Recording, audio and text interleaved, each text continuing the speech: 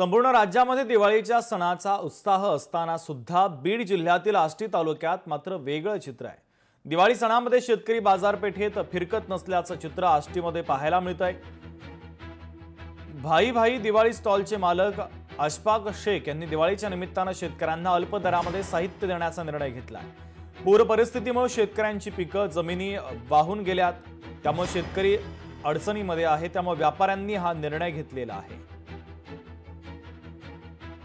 शेतकऱ्यांसाठी असं केलंय का सध्याच्याला का बाबा जी आम्हाला वरून रक्कम येते आकाशकंदील किंवा रांगोळी ही ती त्याच रकमेत आम्ही रिटेल भावातच आम्ही सध्याच्याला आम्ही त्याच्या आष्टी तालुक्यातील सगळ्या शेतकऱ्यांना आम्ही हाय त्या रेटमध्येच माल विकवतोय। आमच्यापासून त्यांना काय द्यायसारखं आम्हाला देता येणार नाही, त्यामुळे आम्ही हाय त्या भावातच दिवाळीचं ऑफर देऊन टाकली, बाबा घ्या बाबा तुम्ही ह्या पद्धतीने असं करा। लोकशाही मराठी ऐका, पहा, जागरूक रहा।